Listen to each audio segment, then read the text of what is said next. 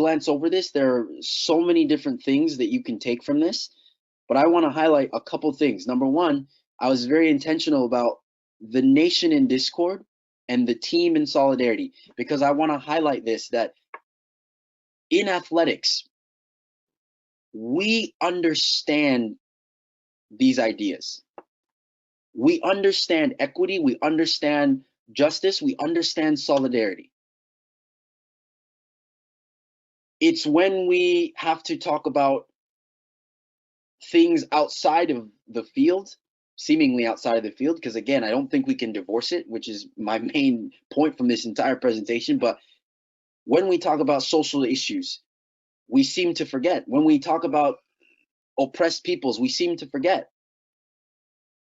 The left of this screen, what you're seeing here is, you could say this is effectively the country that we live in now, where basically a few, and you can see what they look like, these dots here, a few people have access to the American dream, and a few people have ownership of it to actually speak up.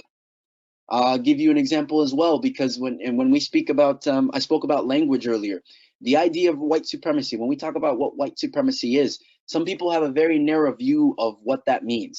It doesn't just mean, the Klan and, burning crosses. That's not it. It's also the idea that, for example, when an athlete speaks up, let's take LeBron James, for example, speaks up about politics or speaks up about any social issue, he's shouted down by white commentators in certain news organizations who say, hey, just shut up and dribble. That's a form of white supremacy.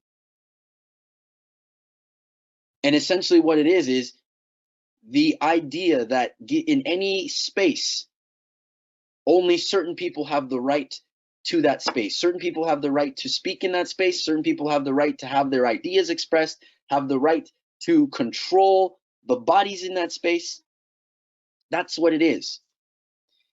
And it's important for us to understand that when we're going to move to a more just society, it requires us to reflect on our culture. So this green circle, we might have to expand what it means to be American. That idea of who belongs, who has the right to speak truth to power. We have to expand that. We have to be intentional about that. The other thing is, when it comes to the right side here, hopefully you can see, if you're a football coach watching this, then you can hopefully see a 1-4-3-3 or 1-4-2-3-1 formation. But this is essentially how we line up on a football pitch. And the important thing about that is people are in positions, they have roles, right?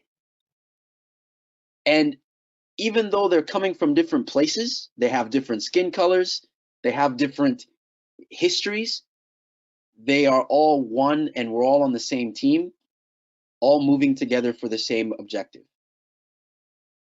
If you are coaching white kids in suburban America who feel like racism and these deeper systemic issues don't touch them, they have that privilege, it is part of your duty, if you want to coach for social justice, to help them understand that they are also part of this and that they also have a role.